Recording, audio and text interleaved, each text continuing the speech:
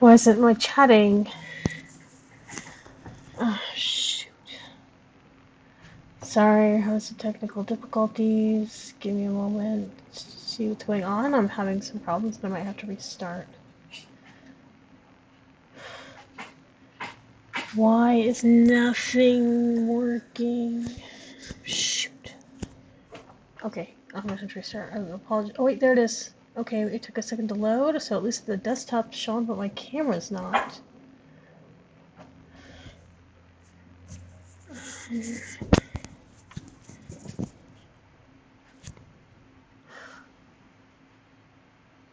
Oh, am I in edit mode?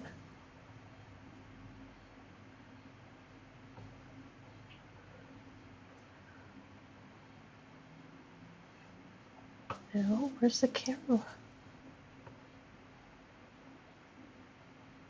Disconnected device. My device is not disconnected. Oh, shoot. Sorry, everyone. Oh, that's the oh, it is disconnected. I'm dumb.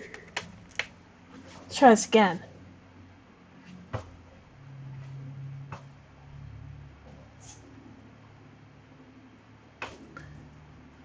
I don't know why the countdown's not working. I'm just going back and forth and checking, but okay.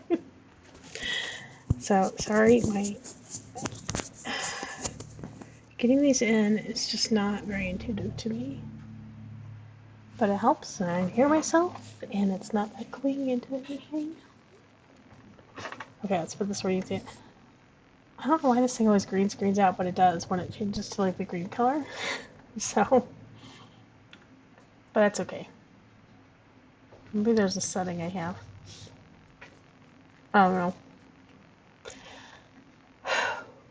Sorry if I seem a little stressed. I am a little stressed right now. I'm getting ready to move, which means I'm getting ready to pack, which means, yeah, I'm planning to do some major packing tonight, starting in the garage, because I have to get that squared away first. So, yeah. And it also means that we need to figure out a few things, but it's okay. Get it figured out. Anyway,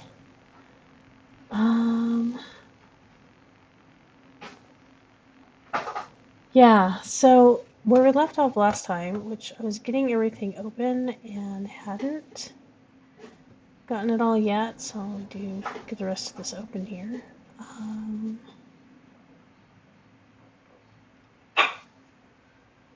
Mochi, why are you barking? Dogs.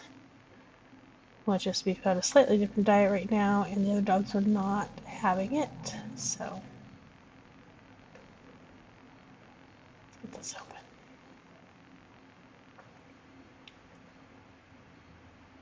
So today we're really going to start planning Manali out.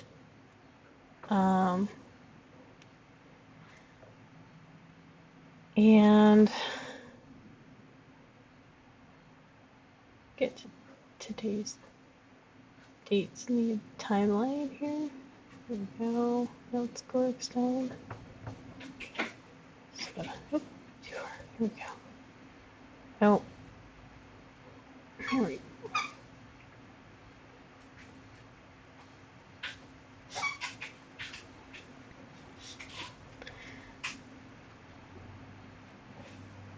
So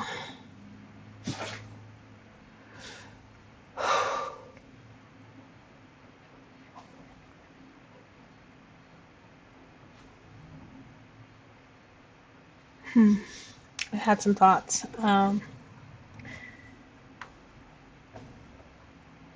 And I feel very scattered because of it.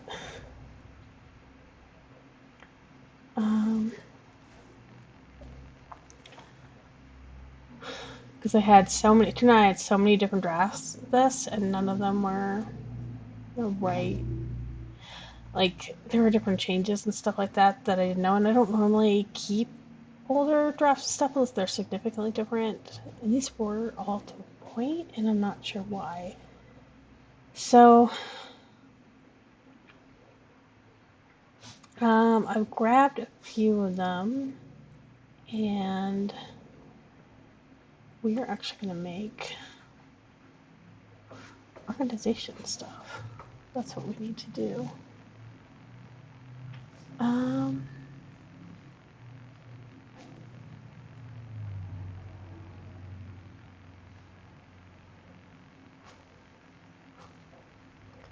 Show you what I'm doing.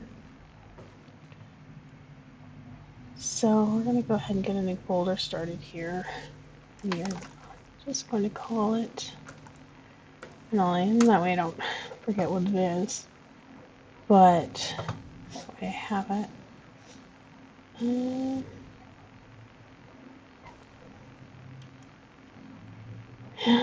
we go. And I think I didn't have anything here, or if I did, I moved it, and I decided the Scrivener file was fine, so we got rid of that.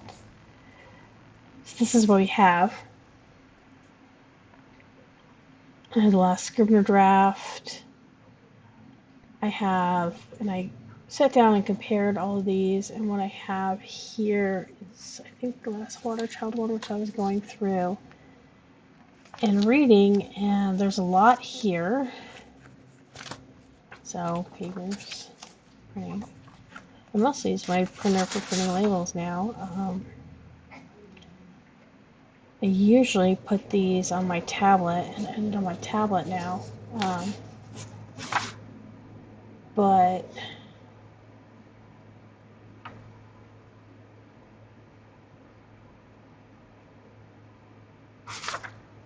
there's a lot here.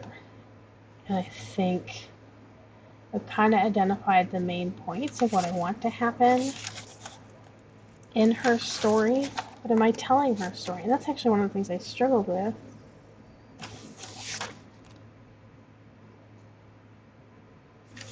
Oops. This is something else.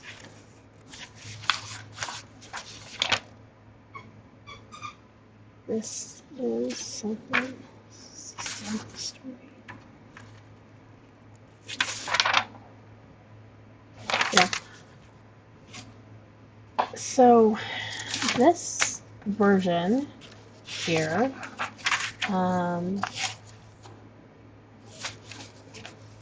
was Manali's story from just before her birth to the end. And then I have this other version, this Gift of Water version here, which is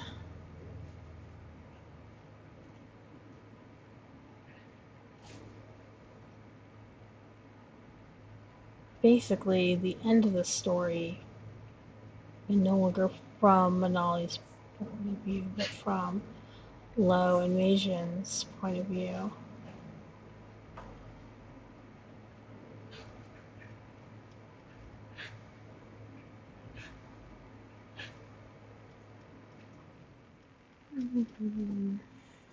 I'm kind of torn, and I think what I kind of want to do is start going through my checklist and actually start there, because there's just a lot of details and I'm having a hard time. And this is part of the reason why I've set it aside for so long and not like consolidate these details into my world building notes, because it's kind of overwhelming.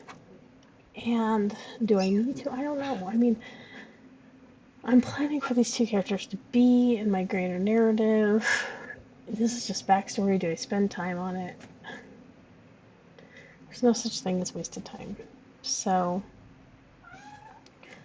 I think we're going to start there. I think I showed you guys this before, but this is me.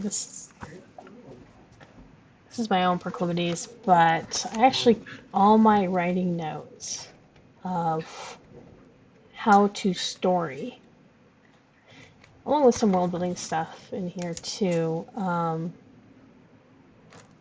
is I consolidated this document,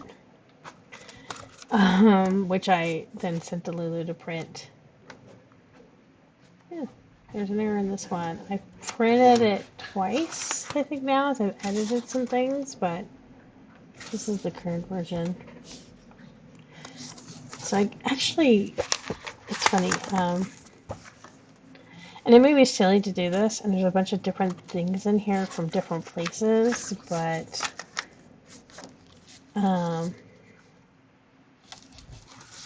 these are all things that help me write. And so it can seem like a lot for other people.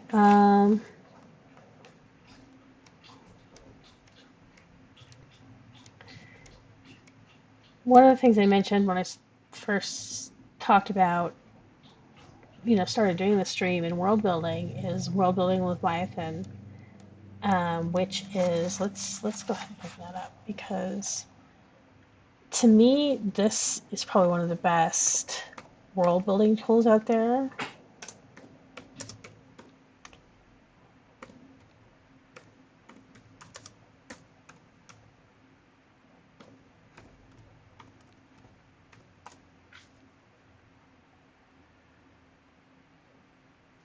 And I've saved all this down so I don't lose it, but it's basically 10 parts of just everything you go through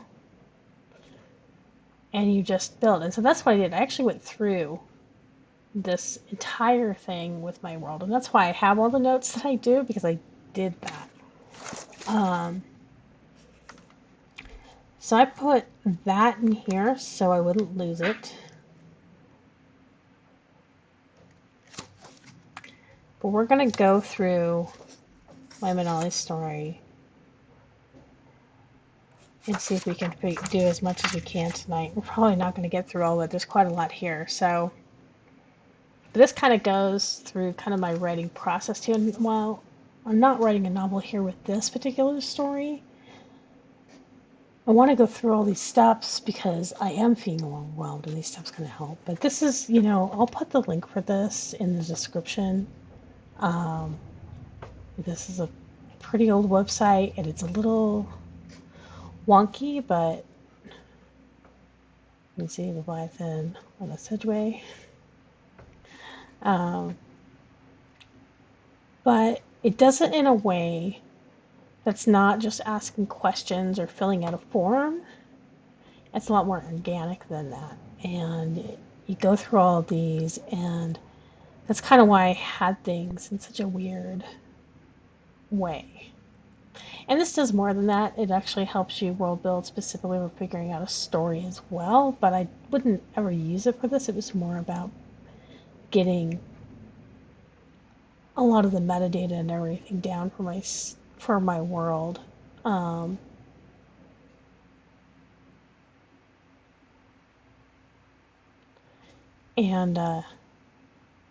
finding what those are, and that's all what I've stuck in World Anvil here. So, I really would, if you're looking at doing some world building with the idea towards story, especially fantasy, it's another thing, it's fantasy world building. Check out this. This is so all really good stuff. But so I've got one thing. So we're gonna go through each piece of this, and we'll start here, and this will also help us get us into the tools that we need. So I have this. I've decided to call this What You Could Become. And we're going to go ahead, and we have our world building section, so that's where we're going to put this notes. So this is step 1 is story premise.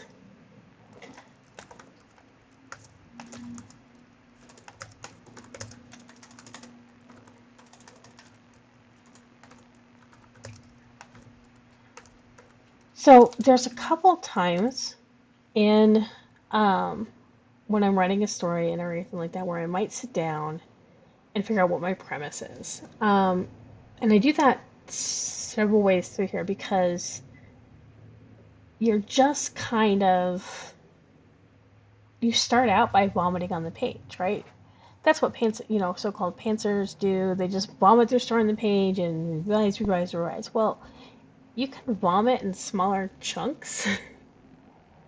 um, and gosh, I should put that in my description. Vomiting, writing, and writing, vomiting in smaller chunks. But you can, you know, vomit in smaller chunks and refine those smaller chunks into a workable outline.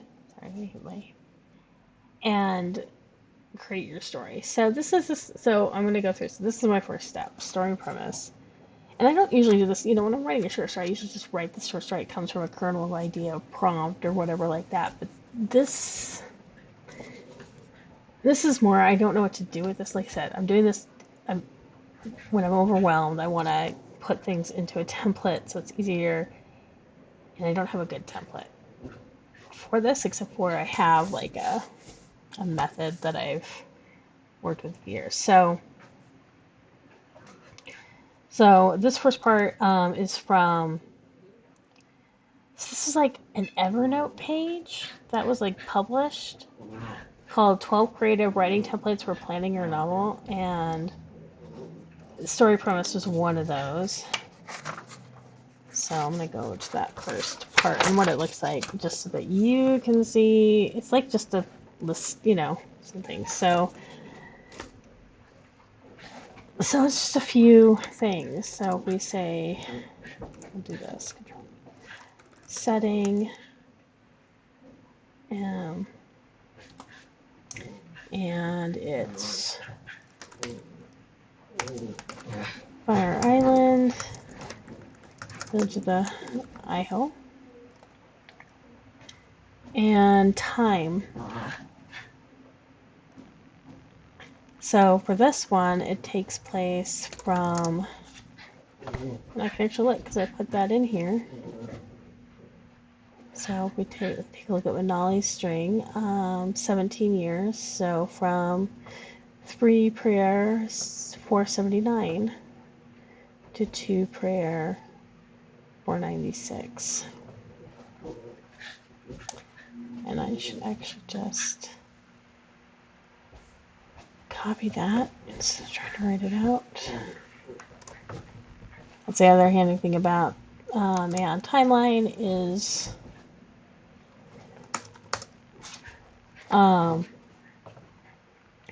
that you can put in a person's information and get a length of time or an event and everything, get a length of time without having to do the calculation because my brain and numbers don't get along. And some of this we'll go through too is kind of spoilerific, so just gonna warn you now. Yeah, okay.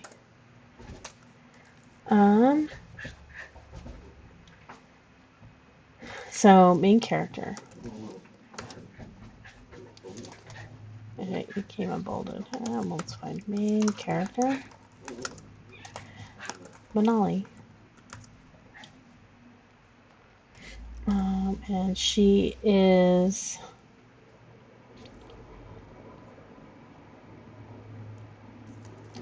the water child.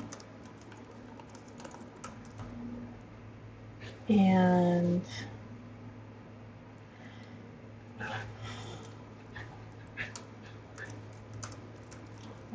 the bride of the Fire King. And what does she want? Manali wants acceptance.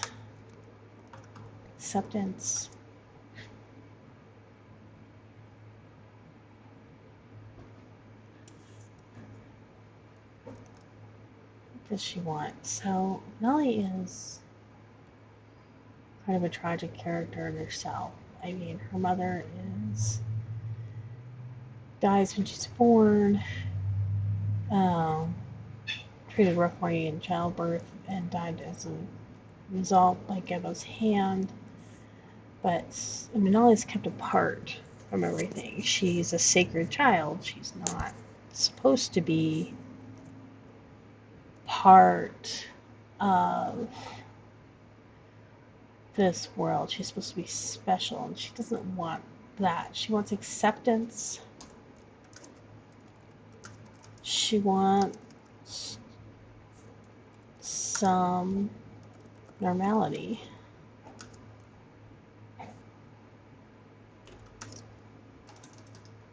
She wants to leave the temple. But she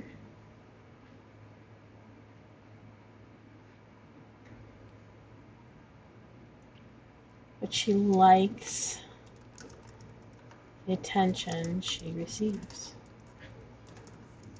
because of who she is.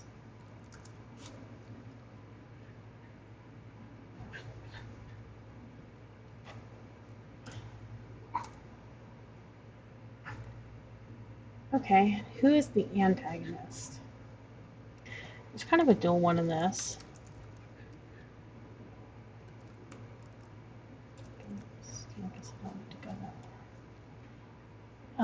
The antagonist is Gebo, the High Priestess.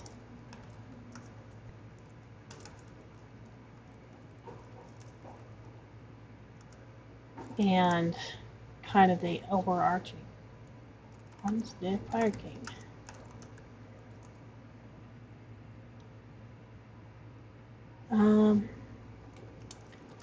Gebo is the High Priestess. Who is she in relation to Manali?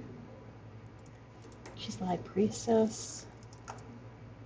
And we're just watching this one, and earlier streams I've talked about Gebo quite a lot because we've gone through some of what this, what the magic system is here and the religion in previous streams, and Gebo's a big part of that. So there's the High Priestess of the Temple of Union. You can also check that out, which will be linked below, and is linked on my page on my World Anvil site. So Gebo, High Priestess who raises Manali to marry the Fire King. And I apologize if everything's bouncing. I just realized I'm sitting there. I don't know. I'm actually going to have to turn this up because it's a little hot.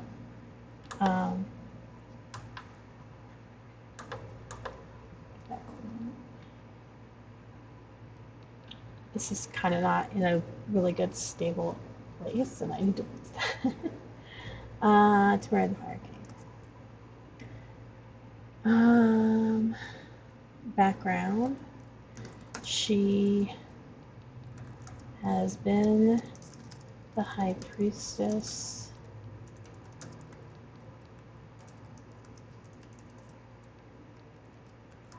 for over... When did she become High Priestess? I would say in her 20s, so for almost 20 years. When Manali was born, and she did not believe she would see Manali born, and was dealing with the wanting belief of her village in the temple has no magic or Manali had been seen for hundreds of years, and many, I'm already gone, many thought that it was just fairy tale.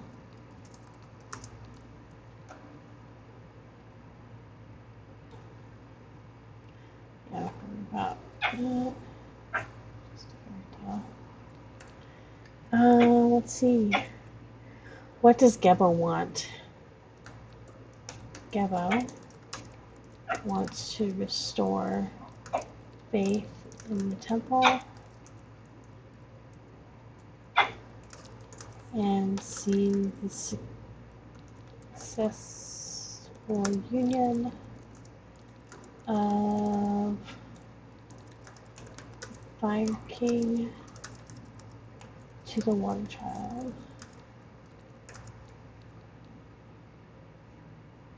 Sorry, I'm going to say with.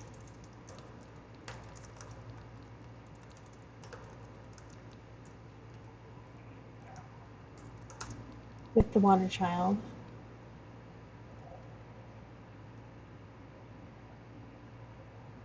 Fire King with the Water Child, and thus save her village. I mean, it's kind of noble. She has grown up believing these things, though many in the village no longer do, and she's gotten to the point where she wonders if it's just an office.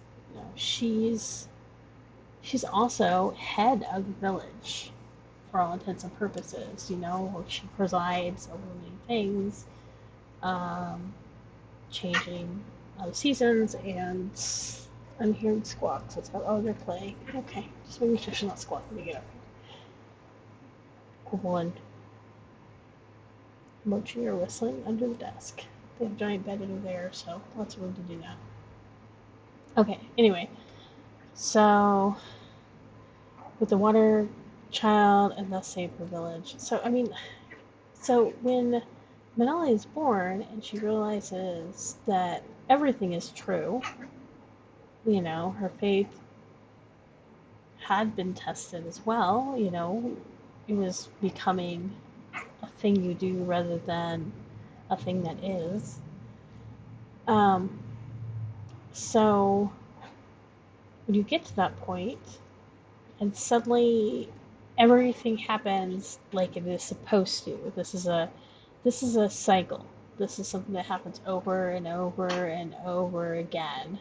This Manali is the 88th Manali since the beginning, and she had been trained. She knew what to do. She had the tools, and she executes it. She's rewarded with this proof that her faith is real. So that also means the danger is real. So what's the danger? The Fire King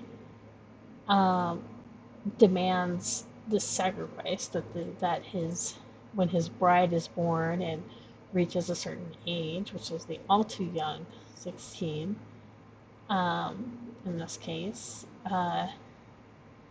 that she be given to them, and if not, he will destroy the village. So this, you know, her job now is to raise this child to be nothing but his bride, nothing else.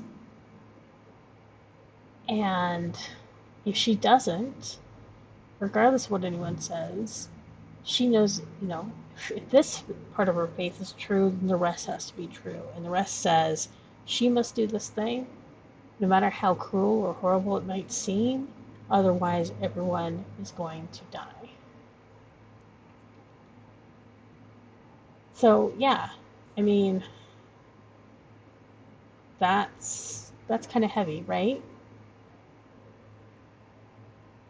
Still not fun. So what's the situation? I think I just said it. Situation.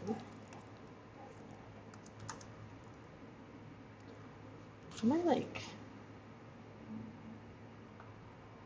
setting, main character, antagonist?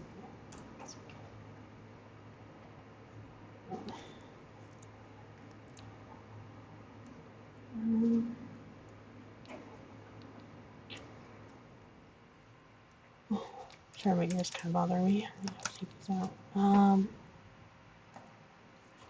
For drink.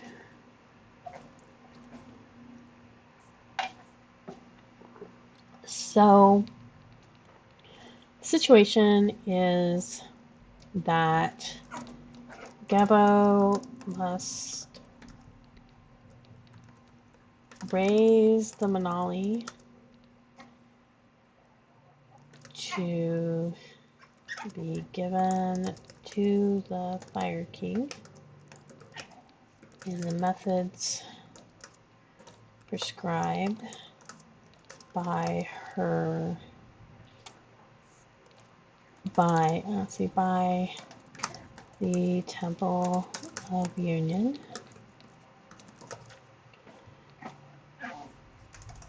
or risk destruction of her village.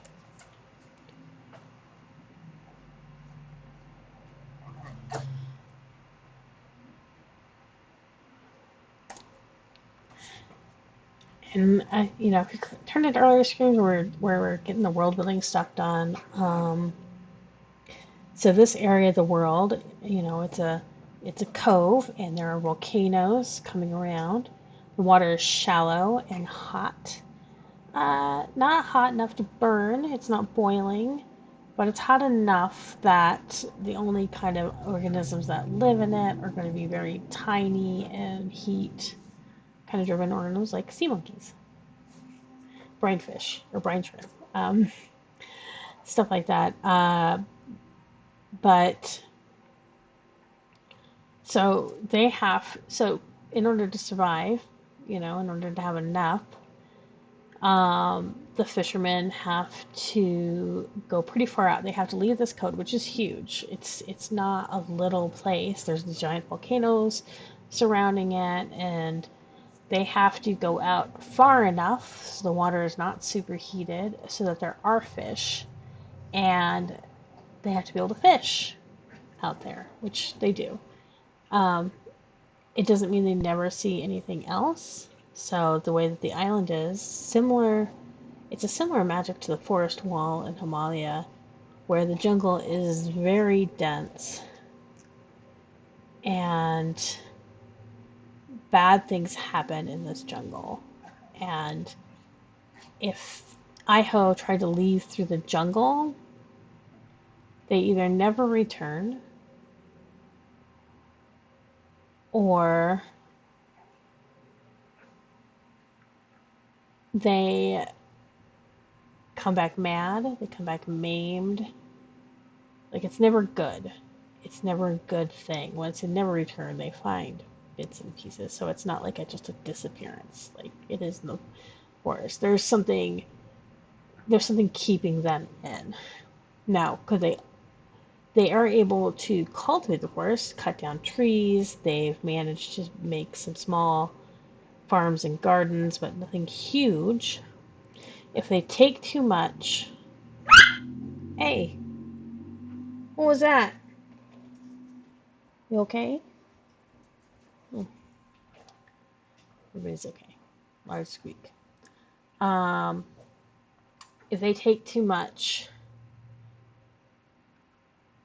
it doesn't work. If they try to take more than what they absolutely need, then to have housing, to have whatever, the jungle will fight back.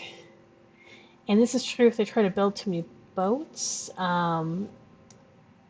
Their boats are very seaworthy. They're not going to sink. They have to deal with going out into the larger ocean, and can go quite long distances. Oh. They're kind of like a pontoon. They have pontoons. There's a whole in my mind of how they're kind of built. And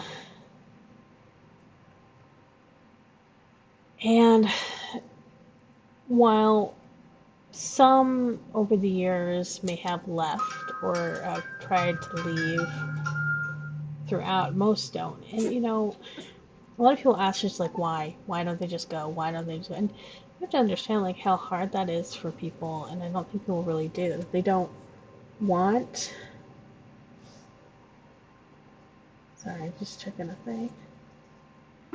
Um, the people don't want like leave. Like, at least in the U.S., we kind of had this idea that you could just go, that you were free to wander about, and it's a very privileged thing to be able to do.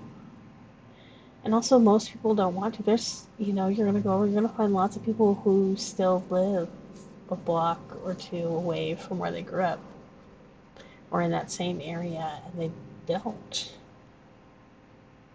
And that's something I've realized like more and more, which is kind of interesting. But so there's that mindset. Like they are provided for. They have quite a nice life. They don't have to work hard. They don't have to, they don't have to struggle to survive as long as they work within their premise. And it's really nice. It's a nice because of not only the volcano heat around the islands, and in combination of where they're at, kind of in the latitude and longitude, like they have like a really nice climate there where the nights are cool enough and the days are warm and not usually blistering. Like they have it really nicely, and there's always somebody who's going to want more or tries to leave or go, but it's also going to be what's best for everyone else because they're always working together. And I try to show that in the story. But anyway, we'll get back to some of that. So that's kind of the situation. That's what's going on here. She just doesn't realize how hard raising a child is going to be. She has raised her own. She's raised her own children. It's just not the same. Okay, so this is the inciting event. What upsets the situation and just introduces the main conflict? That's inciting event. Unbeknown to Gebo, Manali makes friends with, oh, I think I just saw lightning.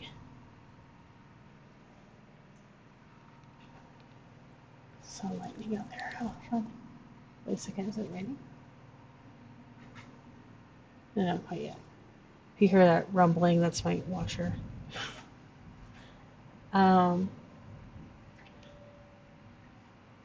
makes friends with Lo, a boy from the village.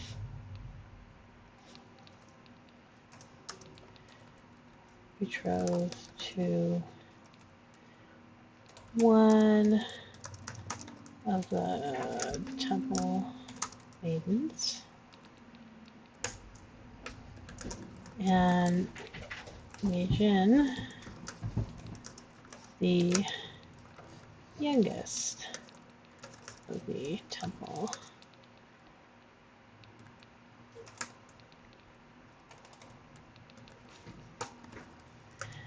And I think I just spelled all that wrong. Maidens. And the next. Yeah, there's a comma there. So it's not really an inciting incident, right? Like what changes? And that's why at one point I wrote this story much later. And that still is probably going to happen. Like I'm still probably going to write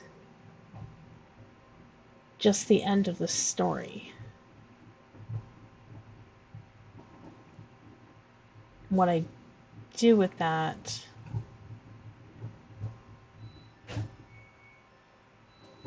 becomes part of the greater narrative. Because that's the thing, like this is, in this part, if we're looking at the whole thing, it's not the inciting incident, it's not that inciting. And I think we can be careful. I think we often assume a story can't start slowly, can't have these quiet steps, and that's not true either. If If done well, it can be very enticing. I don't know if I do it well, though. I guess I just have to keep trying. So I'm going to actually put a slash here. So if we look at the inciting incident,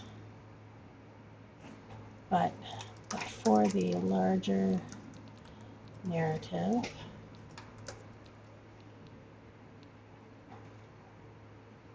it is that Manali is given to the Fire King. Spoilers.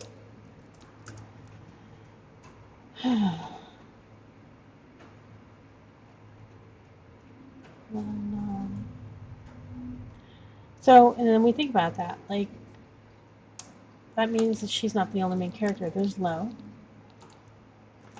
son of a fisherman,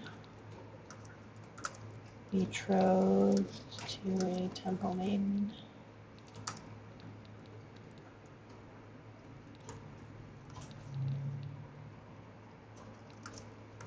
Friend of Molly.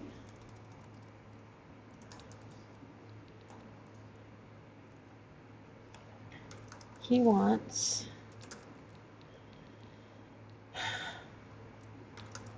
to save Manali. He is very simple. I mean, it is what he actually wants. Majin. Youngest temple maiden. So, and all the temple maidens are Gebo's children. So Gebo has a daughter, and she's the temple matron, and the maidens are actually her granddaughters. So, youngest temple maiden, responsible for finishing the union ceremony of union. And she wants to prove to Gebo, her grandmother, that she is capable of doing her duty. Whew. Okay.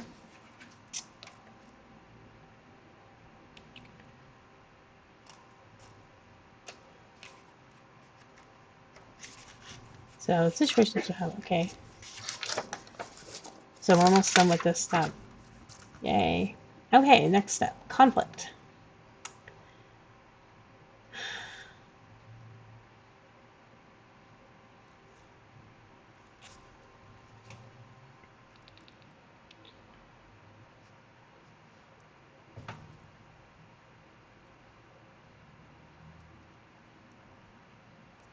They understand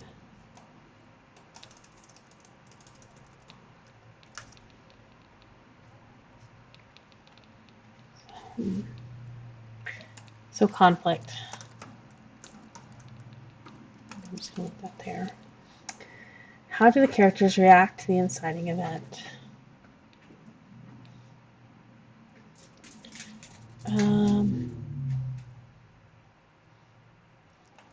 First, they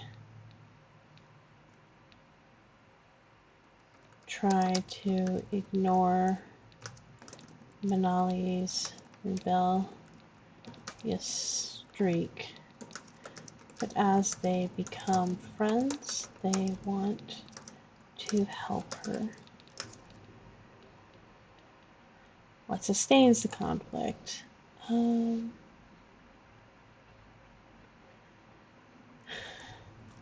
Both Lo and Majin like their life.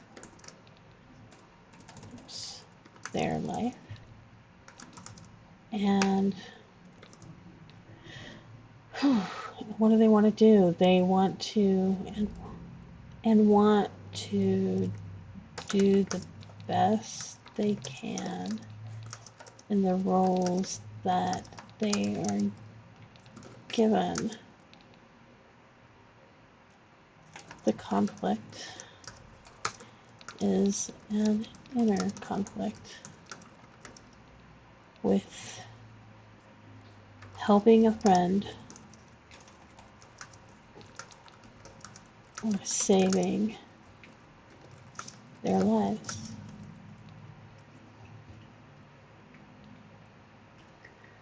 So that's the stakes. If they help Manali, they doom the village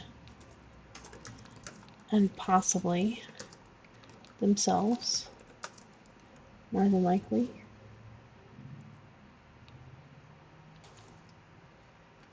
If Manali runs, she may kill her friends.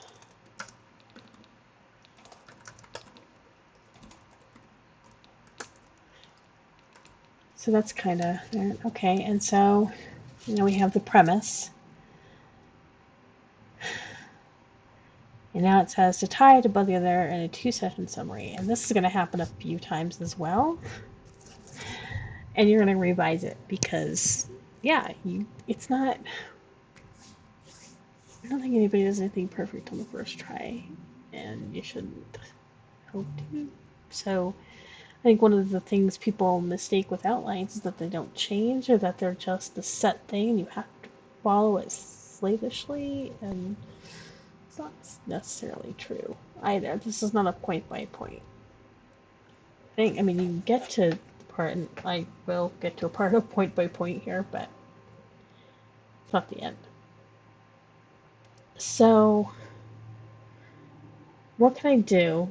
How can I put this into a 2-sentence summary? I actually have a worksheet for that, but let's try it here. Summary. Manali and her friends must decide between saving Manali's life or saving the lives of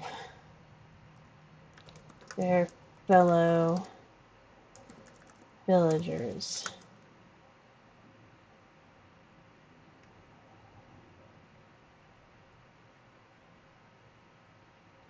I mean, that's like a 1-sentence goal. Something. Okay, I have that together, and that's step 1. All right, we'll get some time here. So step 2. And I forget where this comes from, honestly. It's called a big messy synopsis. So this is your next vomit. This is your unstructured vomit time, right? So add new note, and we're gonna say step 2. Big messy synopsis. So this is your idea from beginning to end. Go. And it's just the idea. You're not writing the story, you're not doing anything else. And I know that some people also feel like when they're pantsing, if they do this kind of things, they feel like they've already done all their writing. But you haven't. You haven't woven it together into a cohesive story. And if you don't like doing it from that part, I wonder what you're doing. I don't know. And pantsing from the part can work if you know everything that's going to happen from beginning to the end, and it's all very, very clear to you, but it usually isn't. Not for everybody. Even after you write it, it might not be. So here we go. Big messy synopsis. The idiot Manali, sorry, Hopefully this lets get my typing skills back up. My hands, I worry because my hands are not doing as well as they used to, and I worry that I'm going to not be able to do this. It's kind of scary, but that's a different worry right now. Manali. The 80th Manali is born to a young woman known for being lazy, dishonest, dishonest. That's not how you spell that, and I don't. Honest. How come I can't spell honest today? Honest?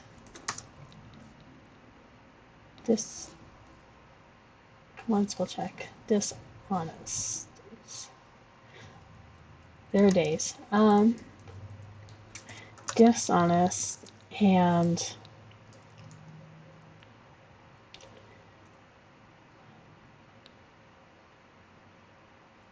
wanton. It's not how you spell wanton either. And let's say easy. We're just gonna say dishonest. Dishonest. Ghetto.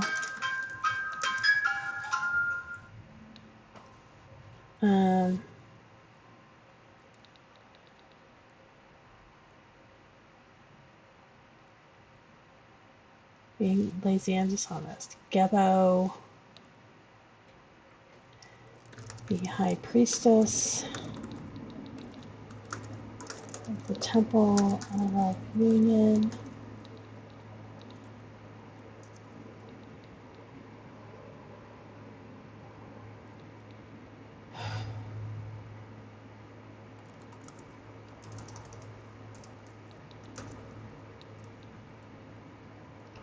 Helps birth the child and kills the mother in the process as prescribed by the temple.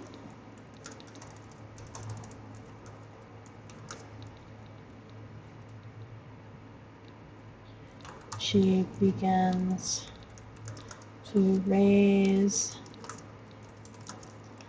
the Manali to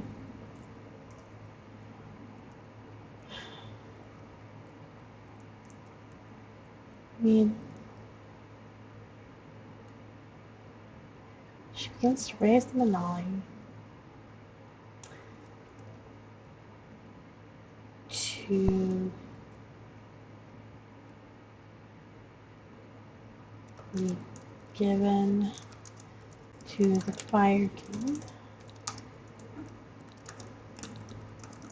on her 16th birthday. To be given to the Fire King on her 16th birthday and save the village of the Iho from his wrath.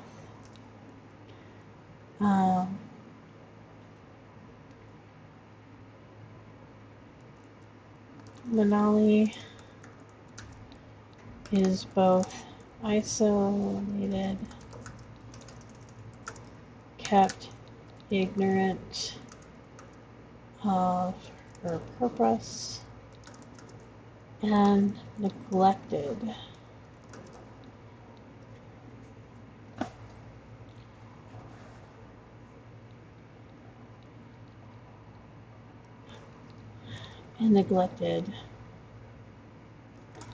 Enough that she figures out how to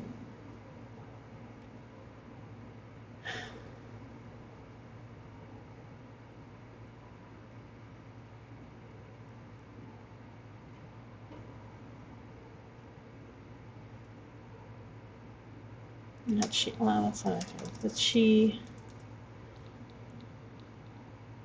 is allowed to wander freely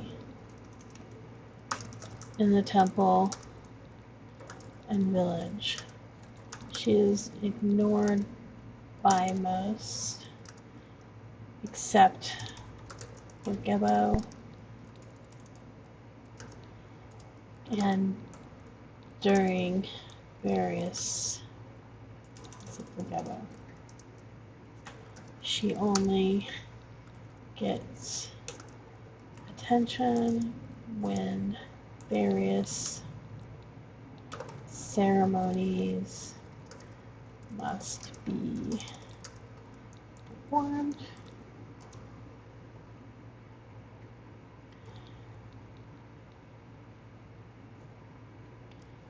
She tries to test the waters of her, or test the borders of her life. She finds that many of the restrictions in place are there to keep her from harm. For example, she's felt a very gross diet of something that is pretty much inedible to people. It's not something you eat. And very soon must be formed. She must be sure. Okay, so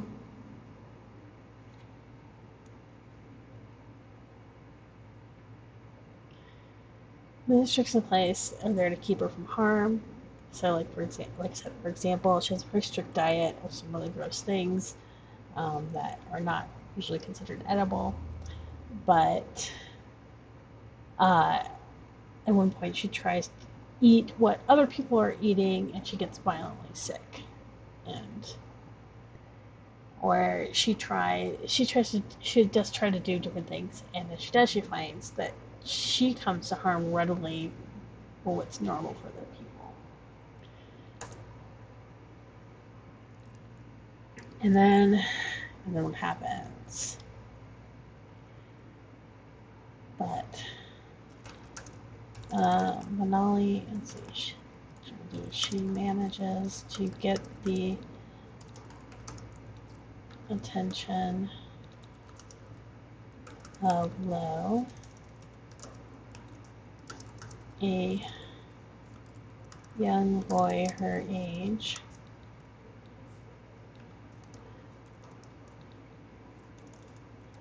and they become friends. Even as Manali strains against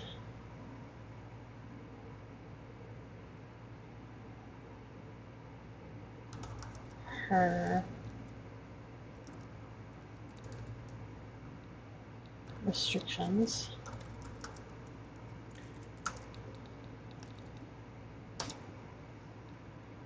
Lo has to balance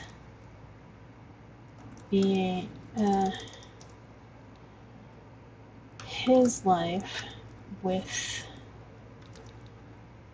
his growing affection for Manali.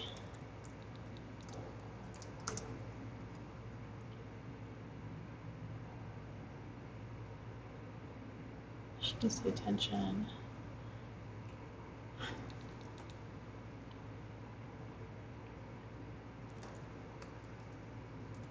assigned to keep after Manali.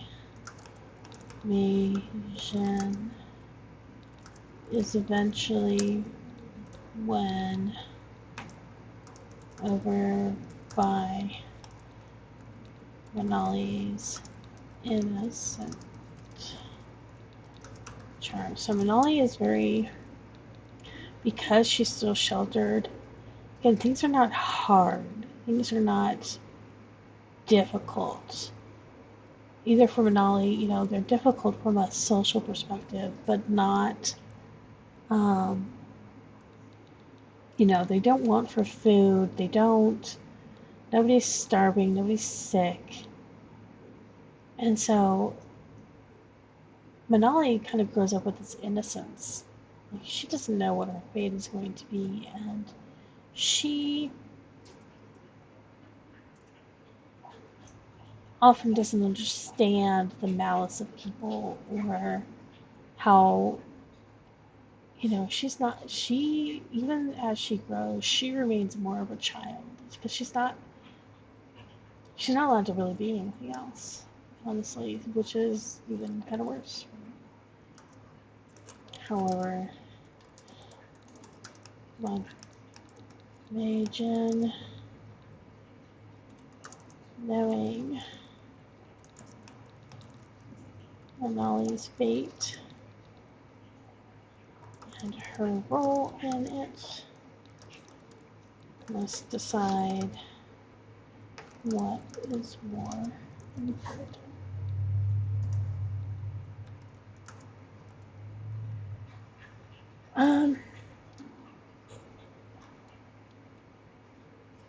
When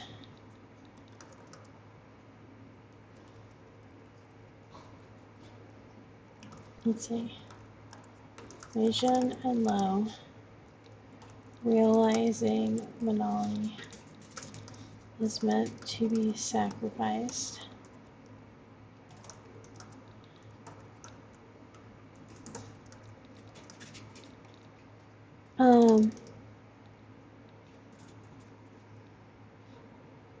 decide to tell her. But by that time, Gebo has begun to talk of a marriage for Manali. And while her wild side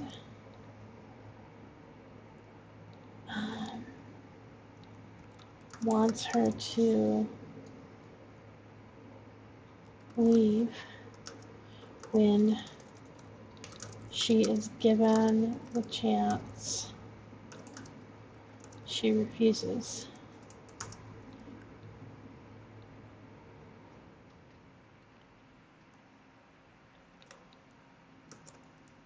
Meijin lays it out. Let's see. The three fight, and it becomes clear to all of them what is at stake.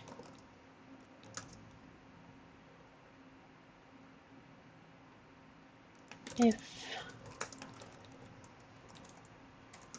Manali exists, then the danger is real. If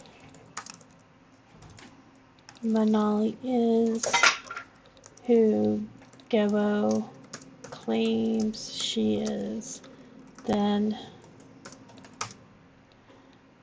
the entire village could perish if she escapes. Manali decides to stay.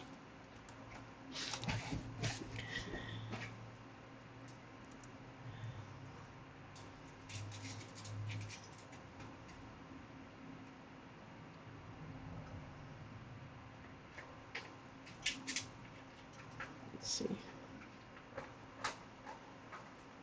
The three fights. Three fight. Single fight. As you can if Manali exists.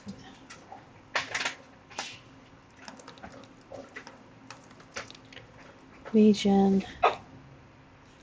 Hold on, somebody's. What are you doing?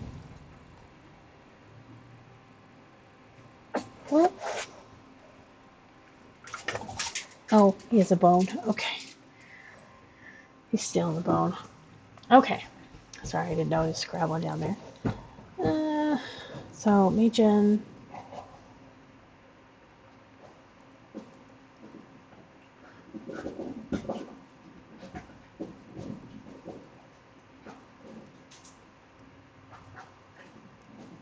And Low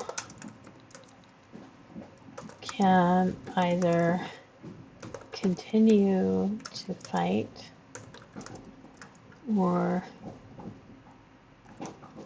accept Manali's decision.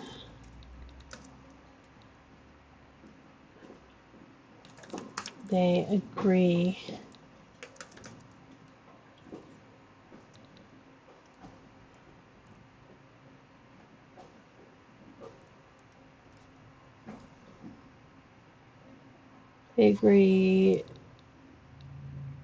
to go ahead with their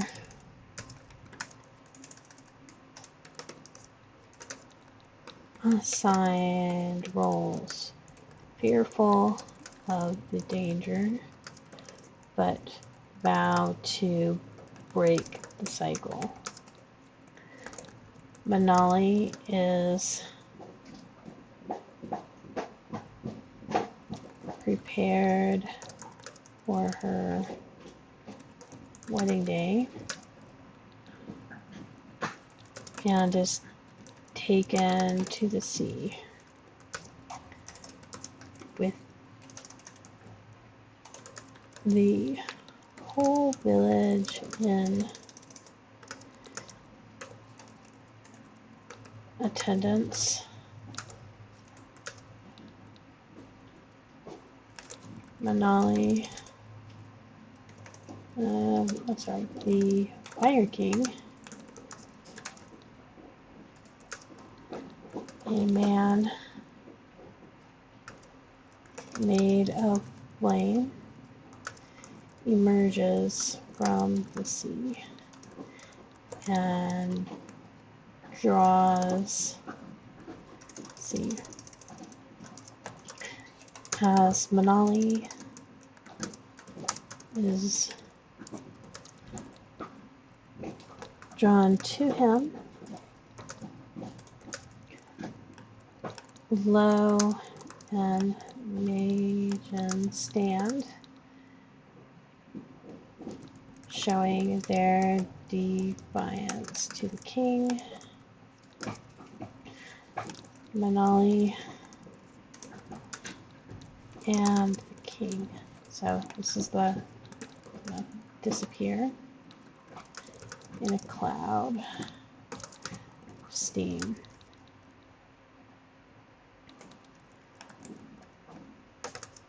Later, after Magen recovers Manali's charred remains. This is the sad part. I always thought this was really sad. I write sad stories. Lo comes to her to plan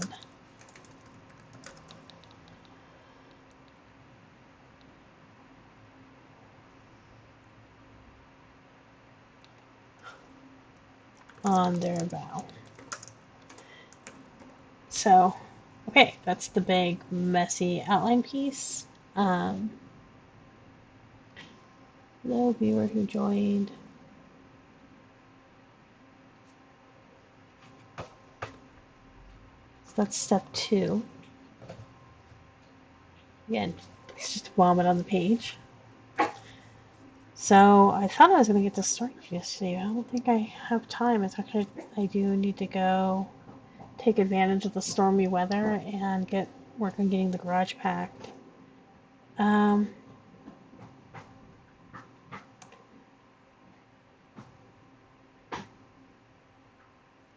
But I guess we can start release the note for this, add a new note. Because this is where I put the Story Genius stuff. And I have it in a nice checklist that I got from everything. So step 3, Story Genius. So I've got my premise. I've got a messy bobbing on the page kind of outline going. And now this, we'll do step. And actually I'm going to give, because there's a lot that's going to go in here. So we're going to do 3.1. Start doing this. Oops. What if?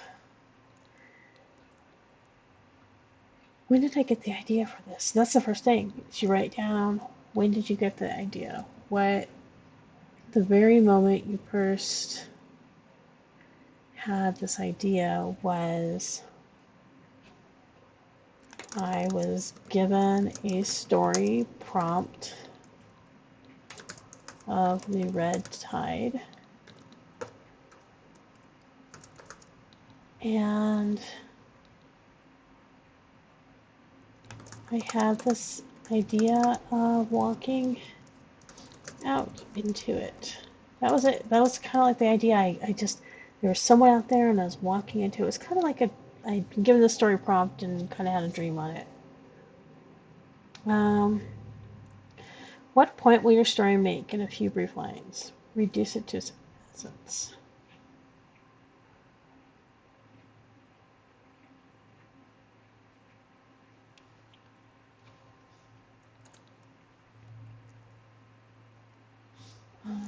Point. Sacrifice is sometimes required, but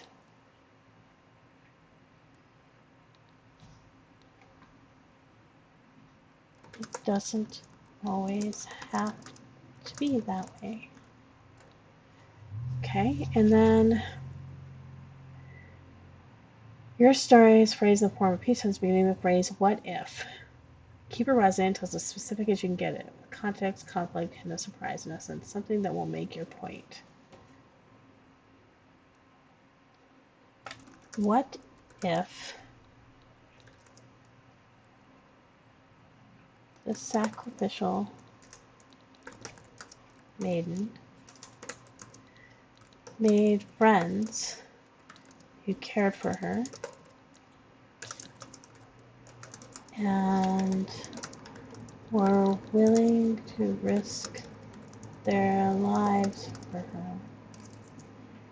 And because they were friends, when she decides to go through with the sacrifice, they honor her choice, but also vow to stop. So, I think so. I'm gonna have to think on it some more.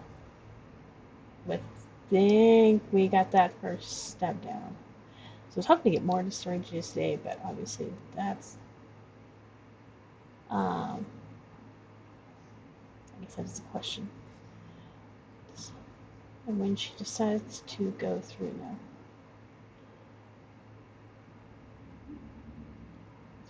Okay. So what if the sacrificial were friends who cared for her and were willing to risk their lives for her because they were friends? When she decides to go through sacrifice on her choice, will also vows. Okay. I think this is the first part. So that's why I'm going to end it here today. Yeah, some very much outlining in this, not really picking up with the story details yet, but we're getting there. We come back here. I already have low. And let's go ahead just really quick and just add tables of story in. sun, fisherman, fisherman, and then we have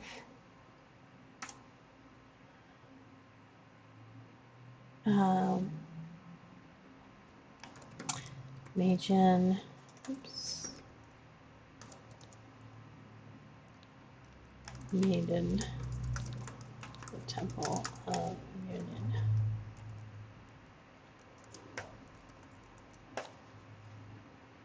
Let's save that. Because we've been talking about it, we might as well stick around there really quick. We'll get more details then. So, thank you so much for joining me tonight. It's exciting to like actually kind of outline the story here and try to get all these drafts kind of melded together and figure out what I'm doing with the story. So, yay, writing! But and I do have the starting point for this already in Aeon Timeline. So as we start to get these pieces knocked out, we'll kind of get them in there and see where we can get. So next week we'll continue with Story Genius and try to get through some more of these steps here. Just so you know, kind of like Story Genius itself has like 15 steps, which end with writing the story. But there's a few more that I'm going to go through steps of my own set here. So if you're watching this on YouTube, thank you for watching. And, please like and subscribe, leave some comments. Do you outline? What type of outline? Have you tried Story Genius? What other outline methods do you use? So thank you so much and have a great night. Oh, and of course, there is No Man's Sky. There's definitely No Man's Sky tomorrow. There's no doubt about it. So see y'all then.